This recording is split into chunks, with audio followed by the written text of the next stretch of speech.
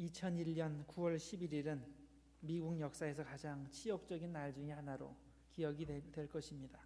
왜냐하면 여러분들이 잘 아시다시피 초강대국 미국이 이슬람 테러리스트에게 일격을 당했기 때문입니다.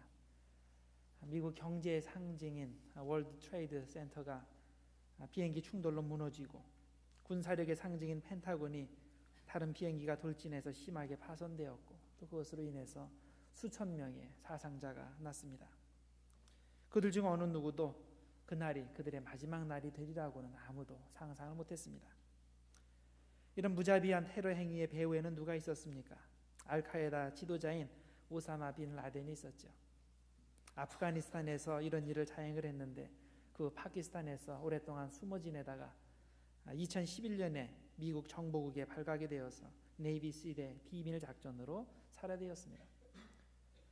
오사마 빈 라덴이 이끌었던 이 알카에다는 과격 이슬람 단체라는 것을 우리가 잘 알고 있습니다.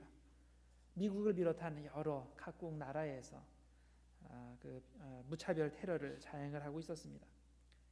그런데 이들이 가진 독특한 신학이 있었죠. 그들은 이슬람 단체 중에서 가장 극단적인 신학을 가지고 자신들의 그런 악행을 정당화했습니다. 그들은 이스마엘의 하나님인 알라신만이 진짜 신이라고 믿고 다른 신을 믿는 기독교인들과 유대인들을 죽이는 것을 사명으로 알고 있습니다. 왜 이들을 죽여야 하냐면 그들은 이삭의 하나님을 믿는 사람들로서 역사적으로 이슬람 사람들을 박해한 장본인들이기 때문입니다. 그래서 알카에다 사람들은 기독교인들과 유대인들을 죽이는 것에 전혀 거리낌이 없습니다. 오히려 그렇게 하면 천국에 더 빨리 간다고, 확실히 간다고 믿고 있습니다. 그리고 이렇게 그들을 죽이다가 자기들이 죽으면 그거는 순교한 것이고, 그리고 순교자들은 천국에 가서 72명의 처녀들과 결혼하는 상을 받게 된다는 겁니다. 물론 모든 무슬림들이 이렇게 생각하는 것은 아닙니다. 기독교인들이나 유대인들을 죽이는 것을 대수롭지 않게 여기는 무슬림은 많지 않습니다.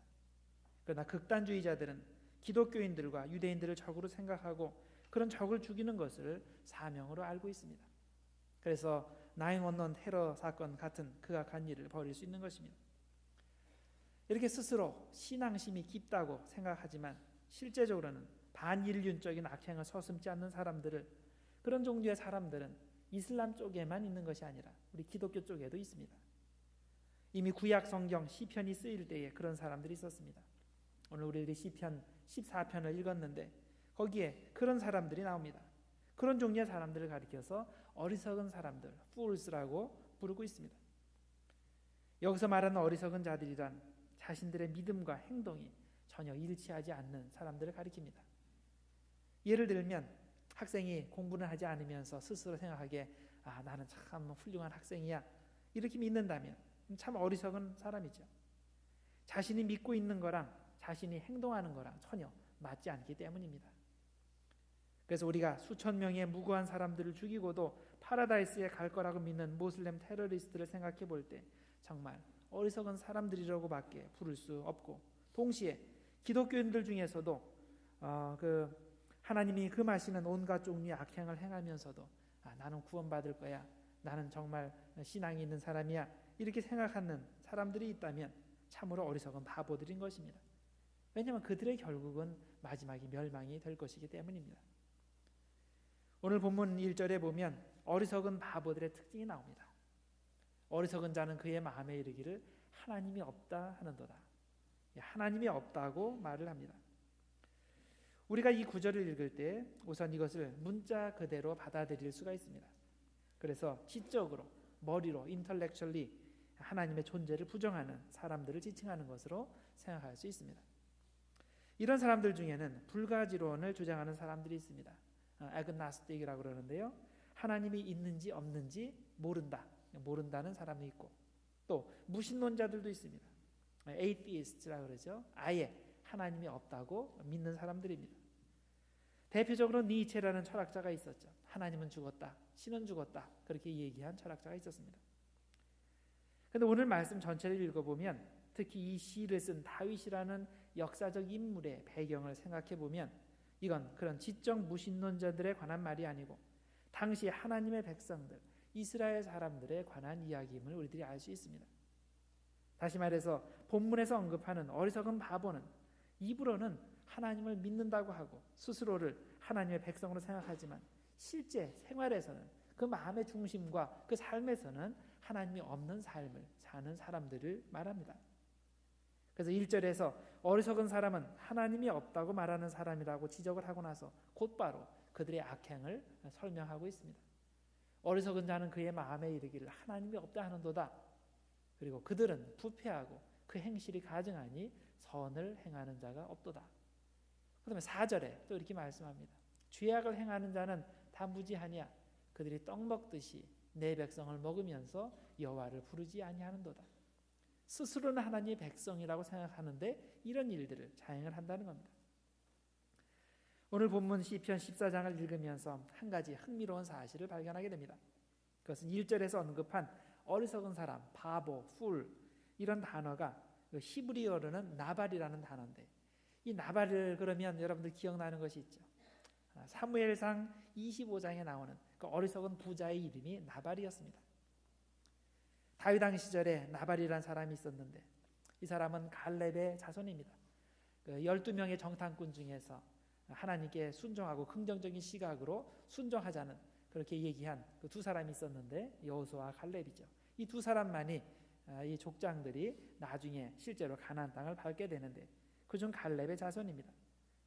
그런데 이 나발이라는 사람은 그의 조상과는 달리 아주 어리석은 사람입니다.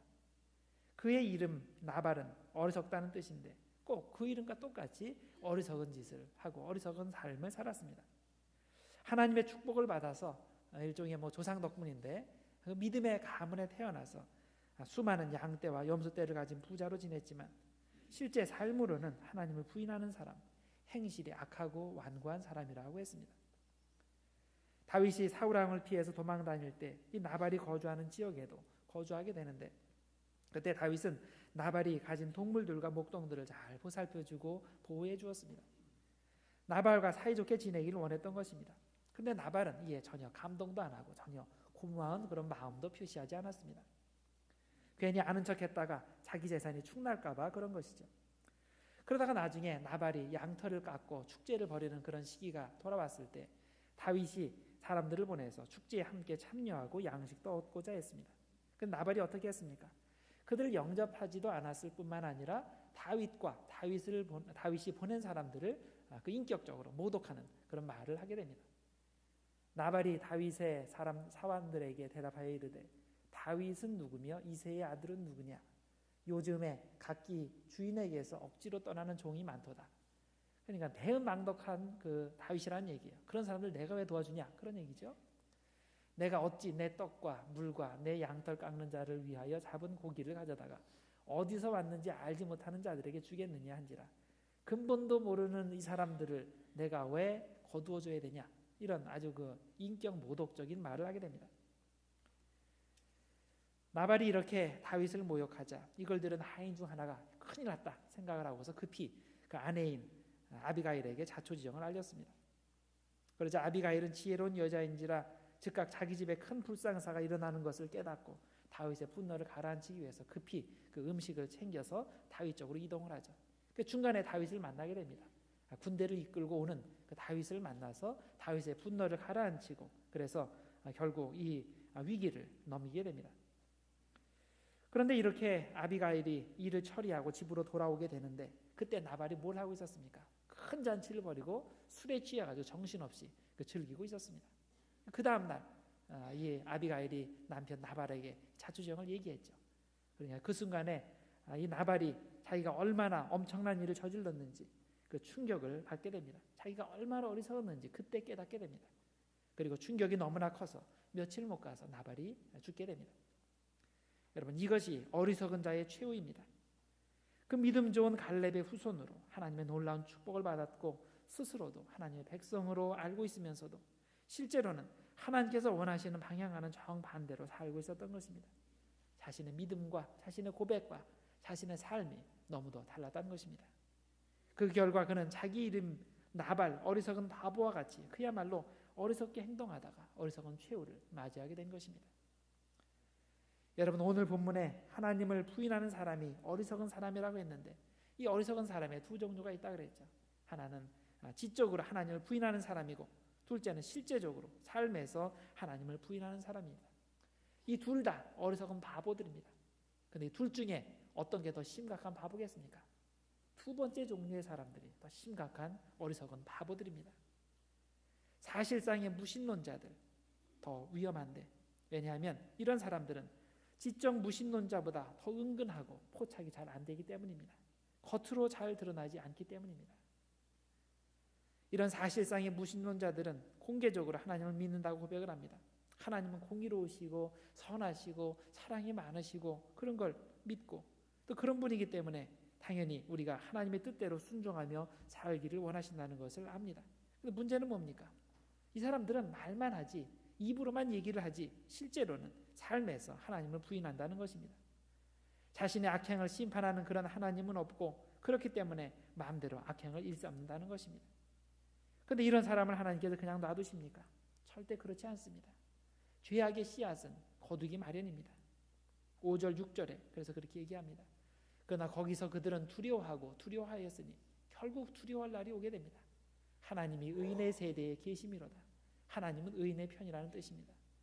너희가 가난한 자의 계획을 부끄럽게 하나 오직 여호와는 그의 피난처가 되시도다. 삶에서 가난한 사람들을 착취하는 그런 악행을 일삼을 때 하나님께서 오히려 그런 사람들에게 피난처가 되주신다는 것입니다. 입으로는 하나님을 믿는다고 하면서 실제로 악행을 행하는 사람들, 이런 사실상의 무신론자들을 하나님은 심판하신다는 것입니다. 마태복음 25장에 보면 여러분들이 잘 아는 양과 염소의 비유가 나오죠. 양은 천국 갈 백성들로서 오른편에 두시고, 염소들은 왼편에 두시고 지옥으로 보낸다, 그런 내용이 나옵니다. 그런데 그 양들은 주님을 잘 믿었기 때문에 천국에 가고, 염소들은 말로는 주님을 믿는다고 하지만 실제로는 주님을 부인하는 삶을 살았기 때문에 지옥에 보낸다고 하는데, 이 바로 염소들이 이런 실제적 무신론자들입니다. Practical Atheists가 됩니다. 그런데 여러분, 여기서 예수님께서 말씀하시는 심판의 기준이 뭔지 아십니까? 올바른 신앙 고백을 했느냐 했지 않았느냐가 아닙니다. 교회에 다녔느냐 다니지 않았느냐가 아닙니다. 예수님이 심판하시는 기준은 실제로 믿음의 고백대로 살았느냐 살지 않았느냐입니다. 특히 주변에 힘없고 가난하고 소외된 사람들을 하나님의 사랑으로 사랑했느냐 아니냐가 심판의 기준인 것입니다. 다시 말해서 아무리 신앙이 좋다고 떠들어도 사실상 무신론자처럼 살면 그 사람은 인생을 헛산 어리석은 사람이고, 그런 어리석은 나발은 지옥에 보내진다는 것입니다. 그래서 마태복음 25장 41절 이하에 이렇게 설명을 합니다. 또 왼편 있는 자들에게 이르되, 염소들에게 말씀하시는 거죠. 저주를 받은 자들아, 나를 떠나 마귀와 그 사자들을 위하여 예비된 영원한 풀에 들어가라. 그 이유가 뭐냐면, 내가 줄일 때에 너희가 먹을 것을 주지 아니하였고, 목마를 때에 마시게 하지 아니하였고, 나그네 되었을 때에 영접하지 아니하였고, 헐벗었을 때에 옷 입히지 아니하였고, 병들었을 때에 옥에 갇혔을 때에 돌보지 아니하였느니라. 그렇게 말씀을 하십니다. 여러분, 사실상의 무신론자들에게는 하나님의 심판이 예비되어 있습니다. 겉으로는 하나님께 속해 있다고 말하지만 실제 행동은 하나님을 거역하는 사람들을 하나님은 심판하십니다. 제가 처음에 말씀드린 대로 9.11 테러 사건을 저지른 사람들을 생각해 보면 소위 종교적이고 신앙이 있다는 사람들이 잘못되면 그렇게까지 악하게 될 수 있는 것입니다. 나는 무슬림이 아니니까 그렇게는 안 된다고 말씀하시면 안 됩니다. 우리도 기독교의 이름으로 그런 일들을 충분히 할 수 있습니다. 아니, 과거에 충분히 그런 일들을 한 적이 많이 있습니다. 대표적으로 나치가 바로 그런 케이스입니다. 당시에 기독교 신학자들이 나치의 정책을 얼마나 많이 지지했는지 아십니까? 하나님께서 영적인 구원을 위해서 예수를 보내주셨듯이 독일의 구원을 위해서, 인류의 구원을 위해서 히틀러를 보내주셨다. 이게 당시에 독일의 기독교 신학자들이 한 얘기입니다.